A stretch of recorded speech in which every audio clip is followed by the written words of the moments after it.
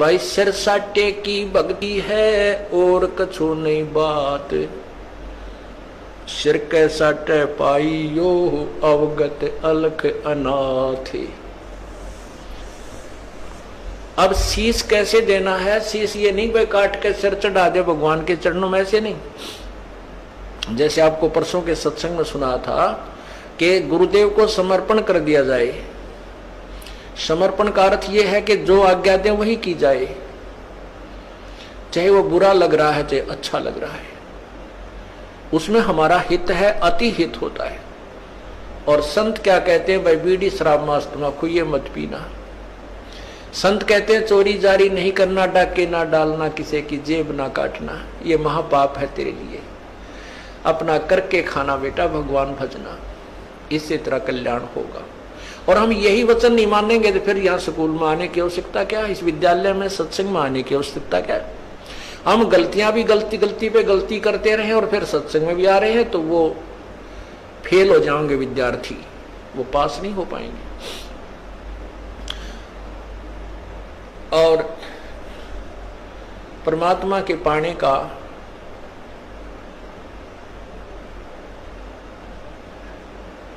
कौन सा तरीका उत्तम है? उत्तम तो अर्थ है कि जैसे आपने सुना है कुबद कांचड़ी चढ़ी चित पे होया मनुष्य नागरे, सूझे नहीं सजन सुख सागर बिना प्रेम बैरागरे।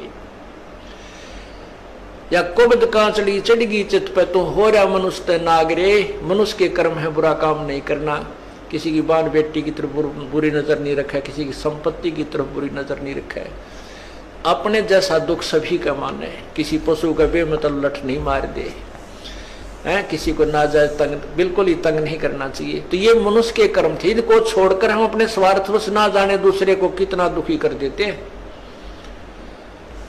तो वो मनुष्य नहीं रहे, हम सर्प बन गए, दूसरे को विष चढ़ा रहे हैं। कोई ओछी मंदी बाणी कहकर किसी को, किसी की चोरी करके, किसी के ठगी करके, किसी की निंदा चुगली करके, लड़ाई करवा के हम नाग हो गए। और सूझे नहीं सजन बिना प्रेम बैरागरे। वो सुख सागर यानी परमात्मा, सुख सागर माने परमात्मा जो सभी सुख देने वाला है, उसकी प्राप्ति बिना प्रेम और वैराग के नहीं हो सकती। वैराग का अर्थ ये नहीं है घर त्याग का जंगल में जा बैठना, उसके बारे में परमात्मा ने बताए थे। एक नारी त्याग दीनी पांच नारी गैलवे, पाया ना द्वारा मुक्ति का सुखदेव करी बहुशैल वे। सुखदेव ऋषि माँ के गर्भ से ही 12 वर्ष का होकर बाहर निकले थे और उसको गर्भ में इतना ज्ञान था कि मैं अब जंजाल में नहीं फंसूंगा, ना शादी करवाऊंगा, और जंगल में जाकर एकांत में माया के, माता पिता भी माया है, माता पिता भाई बहन यह भी काल की माया है, क्योंकि इस विष्णु जी के गुण मोह के अनुसार हम इनमें फंस जाते हैं।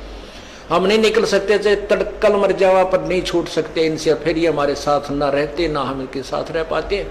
तो इस तरह का ज्ञान तो उसको था।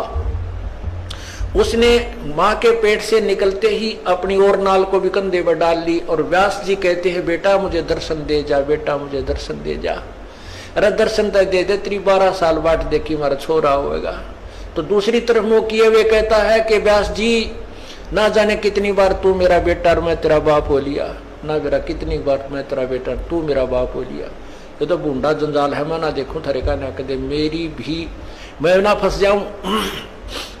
फिर उसने शादी नहीं कराई, शादी भी नहीं कराई, और फिर पिछले जन्म की जो बैटरी चार्ज थी आकाश में भी जाने लगा, उड़ भी जाता था, सारा कुछ करता था, लेकिन तत्व ज्ञान नहीं था। अभिमान जो का तू, जब विष्णु भगवान ने ये कहा कि जाओ राजा जनक से उपदेश ले लो, अभिमान हो गया, कट गया, ने बोला राजा जनक गृहस्थी बाई और कैसे शीश निभाऊं जाई।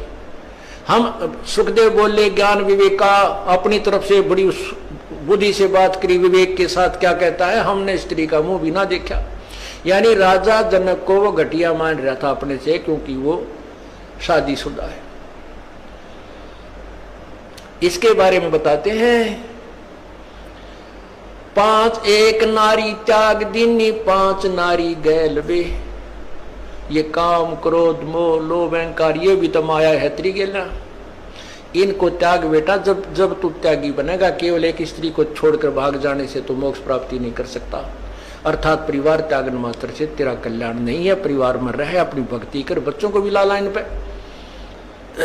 जब पिताजी सत्संग में आता है तो बच्चे तो अपने आप आएंगे, उनका तो और दिल खुलेगा। अब कई बहन ज्यादातर ये परेशानी होती है उनके जीने कि हमारा पति नहीं मानता, बच्चे भी डर छुप कर कभी दाव लगा कर आते हैं, और पिता आ जाते कहना है कि माँ भी गेल हो जाए तो बच्चे तो अपने आप आ ही जाते हैं। जैसे रंग में हम रंगेंगे रंग जाएंगे। ये तो कहते हैं ये वैराग नहीं है।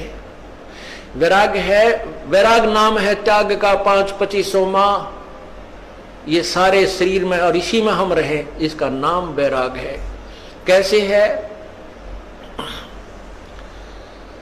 कि एक सीप बनती है, सीप में मोती बनता है, एक कीड़ा होता है, सीप एक जीव है।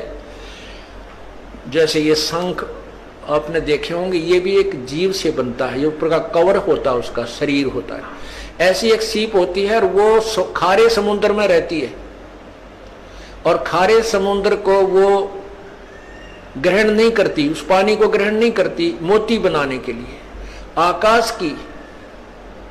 आकाश से स्वाति नक्षत्र की बूंद गिरती है और उस समय उसका मुंह खुला हुआ होता है, तो उसके मुंह में वह एक बूंद गिर जाती है, फिर वो मुंह को बंद कर लेती है और उसी समुद्र में गोते लगा रही है।